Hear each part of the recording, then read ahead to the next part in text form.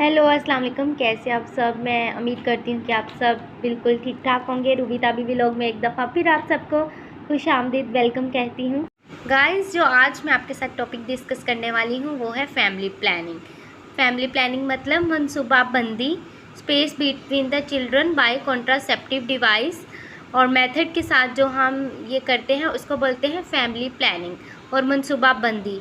और आज हम इसी टॉपिक पर डिस्कशन करेंगे कि ये होता क्या है, क्योंकि ये भी एक डिस्कशन करनी बहुत इम्पोर्टेंट थी। जब मैंने हॉस्पिटल एरियाज़ में देखा कि वहाँ पे लोग बिल्कुल भी फैमिली प्लानिंग नहीं कर रहे होते। और एक औरत मैंने देखी, उसके 4 पहले बच्चे थे, अभी 5वां उसका बेबी जो था वो उसने कंसीव कर लिया था, लेकिन औरत बेचारी की ये हालत थी कि उससे चला तक नहीं जा रहा था, बिल्कुल चला नहीं जा रहा था। विटामिन डी की उसमें कमी, HB उसका कम, HB उसका भी 2 या 3 या 4 होगा, ऐसे था कुछ।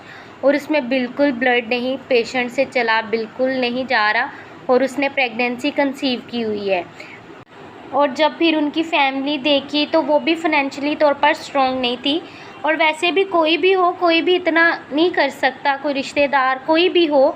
लेकिन ये जो है आजकल फैमिली प्लानिंग है, ये एक बहुत इम्पोर्टेंट मेथड बन चुका है। हमें फैमिली प्लानिंग आनी चाहिए हर इंसान को, हर एक के पास ये नॉलेज भी होना चाहिए कि ये बस बच्चे पैदा ही नहीं करने, फैमिली प्लानिंग भी कोई चीज़ है और हमें किस तरह से करनी है, कैसे नहीं करनी, कितने बच्चे रखने हैं, कितने नहीं। फैमिली प्लानिंग करना इज़ द मोस्ट इम्पोर्टेंट, ये बहुत ज़रूरी है हमारे लिए। आजकल के दौर में तो इतनी महंगाई है, इतनी एक्सपेंसिव है, लेकिन अगर औरत बच्चे ही पैदा करती जा रही है तो उसकी हेल्थ का भी ध्यान रखो कि उस बेचारी की हेल्थ भी देखनी चाहिए।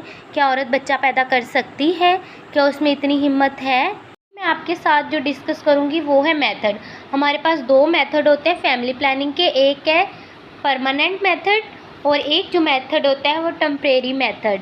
लेकिन टेम्परेरी मेथड हम पहले डिस्कस करेंगे, जिसमें सबसे पहले कॉन्डम के हम साइड इफ़ेक्ट भी देखेंगे और इफ़ेक्ट्स भी देखेंगे, दोनों चीज़ें हम देखेंगे।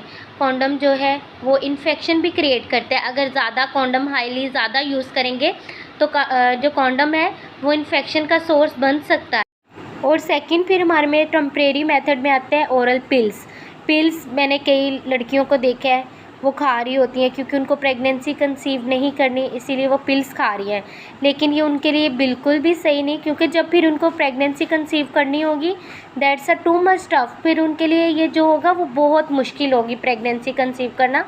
मतलब ओरल पिल्स भी इतनी खानी नहीं चाहिए, क्योंकि बाज़-औक़ात जो मैंने लड़कियां आजकल की देखी हैं वो ओरल पिल्स खा रही हैं और ये भी नुकसानदायक है, ये इतनी अच्छी नहीं है। जब क्योंकि फिर प्रेगनेंसी बंदे ने कंसीव करनी होती है, फिर उसकी प्रेगनेंसी फिर जल्दी कंसीव नहीं होती, फिर उस प्रेगनेंसी में जो है वो मसले दिन ब दिन बढ़ते ही जा रहे होते हैं। और फिर जो है एक हमारे पास है IUCD, intra uterine contraceptive device. और कुछ लोग होते हैं वो डिवाइस रखवा लेते हैं, लेकिन वो डिवाइस के भी क्या साइड इफ़ेक्ट है, कभी भी एक्सपल्ज आउट हो सकती है, कभी भी वो निकल सकती है और वो भी सबसे पहले वो भी इन्फेक्शन का सोर्स बन सकती है और वो किसी भी टाइम पे निकल सकती है।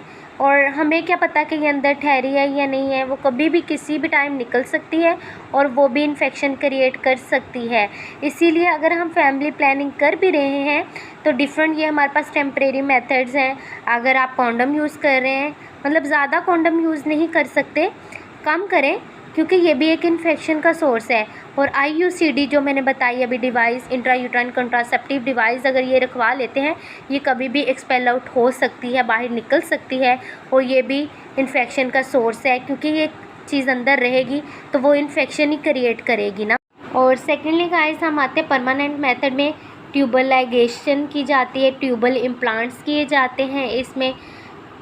गाइस, मैं उम्मीद करती हूँ कि आज का जो मैंने टॉपिक डिस्कस किया है फैमिली प्लानिंग, मनसूबाबंदी, यकीनन आपको बहुत पसंद आएगा, क्योंकि ये आजकल हमारे माशरे की बहुत बड़ी ज़रूरत बन चुका है ये टॉपिक भी डिस्कस करना। क्योंकि मैंने लोगों को देखा है बिल्कुल भी उनको फैमिली प्लानिंग का नॉलेज नहीं। कुछ लोग हैं कि अभी तक उनके पास ये चीज़ की अवेयरनेस नहीं है, लेकिन हमारा काम है, अगर हम मेडिकल के हैं, अगर हमारे पास नॉलेज है तो हमें अपना नॉलेज आगे बांटना चाहिए, शेयर करना चाहिए, ताकि ये कोई सुने उसको भी पता चले कि फैमिली प्लानिंग, मनसूबाबंदी क्या चीज़ है और ये जो नॉलेज है ये एक से फिर आगे बढ़ता चला जाए, ताकि हमारे मुल्क पाकिस्तान में भी ये जो मनसूबाबंदी है ये भी अच्छे तरीके से हो सके।